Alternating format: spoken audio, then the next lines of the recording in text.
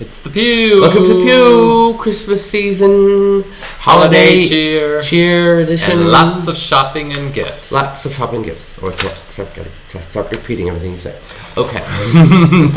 Ernie chastised me. I did not chastise He Michael. did not chastise me. Any of our viewers have noticed viewers! That Michael has a habit of repeating what I've just said. Well, that's not what you said. That is what I said. No, what you said was, stop repeating what I say.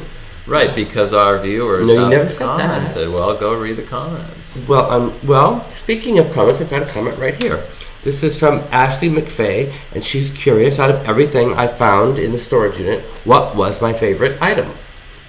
Well, what a coincidence. You just happened to be holding it in your hand. Oh, okay. Mm-hmm. So this is a photograph by the photographer Tina Paul. Tina Paul is a professional photographer who was very active in New York City in the 80s and in the 90s. And still, I think. And she still is. She still photographs, but now she lives in Miami Beach.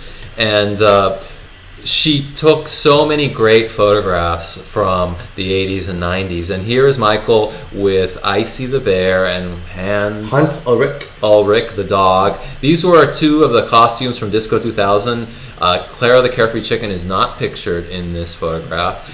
I think Clara was directing the photography.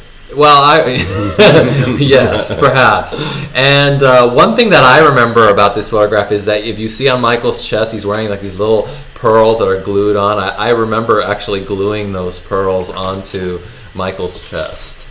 Well, the thing I like about the photo is I like the way that it really sort of, you get the feeling of what Disco 2000 was all about. It's like sort of it's like a little bit of fashion, it's a little bit of the wackiness of the animals, the pearls, and just this sort of avant-garde weird mix of everything. Although I would argue that and the cocktail in my hand.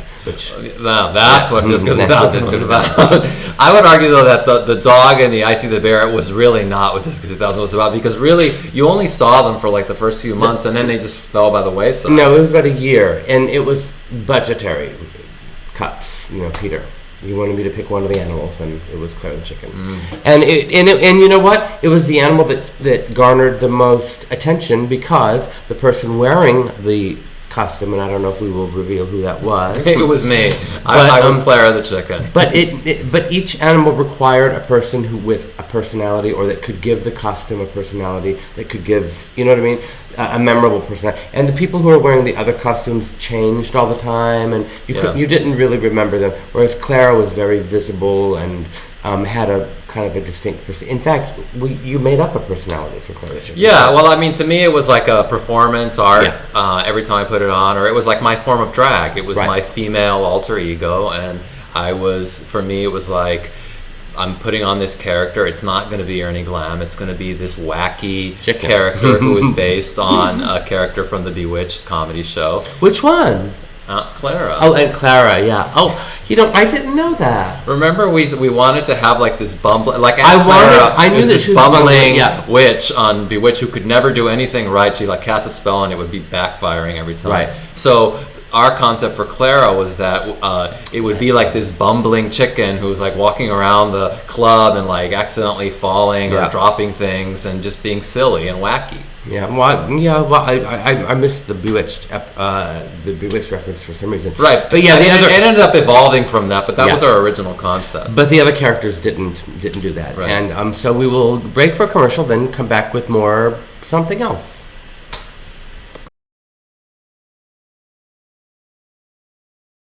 Welcome back. Okay. So this is another item from the South Bend Archives. From the vaults.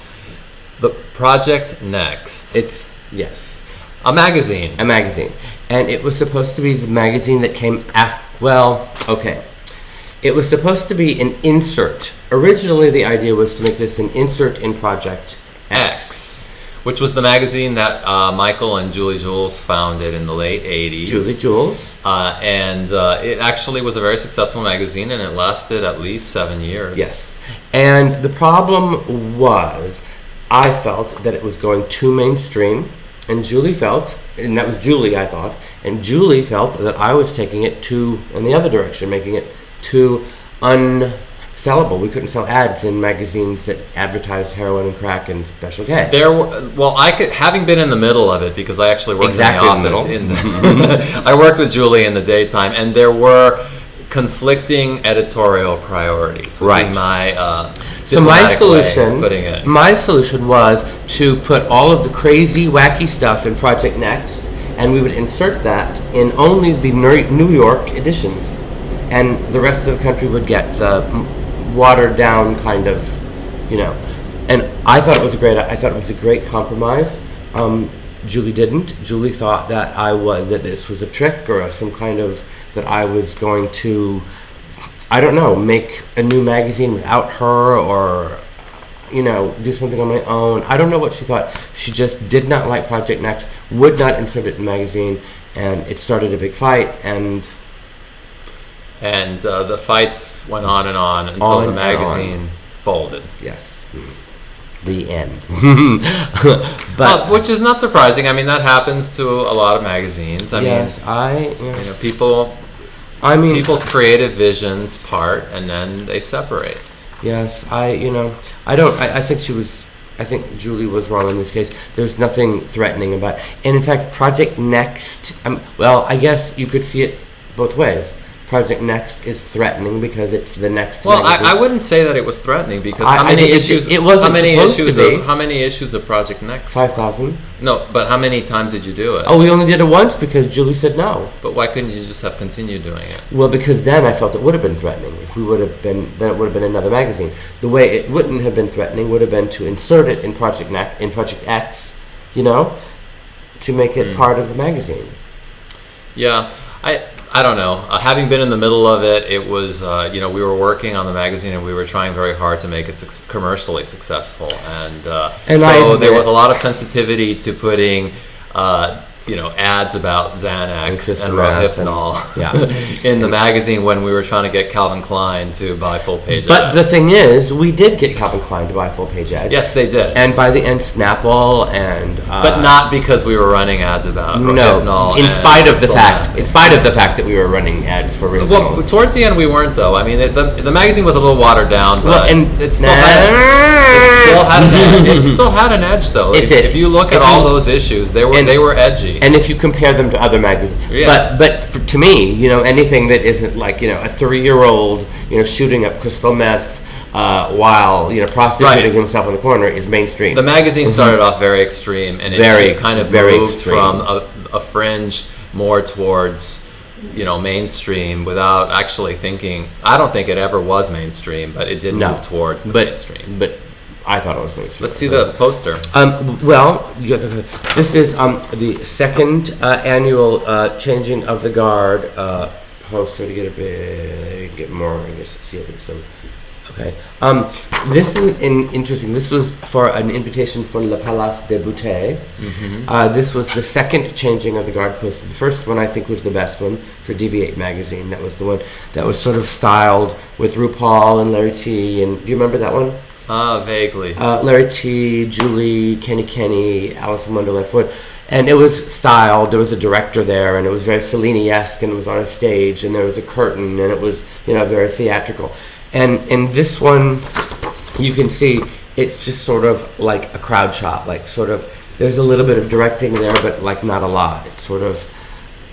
Yes, I mean, a lot of times, I remember in subsequent Changing of the Guards, there was not a lot of art direction. Devolving kind of... It was just, let's get whoever shows up. Right, by the third time, the next one, we'll show you the next one in the next episode, but the next one was at Red Zone, and by then it was just basically who would show up. And the good people wouldn't, as the quality devolved, the good people stopped coming, and the more the good people stopped coming, the more we just had to just get anybody in it. And well, I think it was very hard to get people to show up because you would do these things at 2 o'clock in the afternoon on a weekday, and people worked, or people, if you didn't get paid to come, then why would you come? And why would you come all dressed up? In the middle of the daytime. I mean, these are things that I understand now, but at the time, you're thinking... It might have been a better idea if you had done it at 10 o'clock at night, and then just tried to get everybody to come and do it before on a night when they're working, and then they're paid to come, and then they have to be in, which is how we did the trading cards.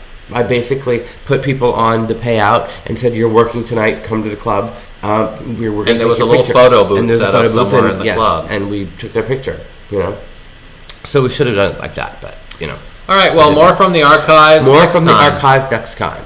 Bye.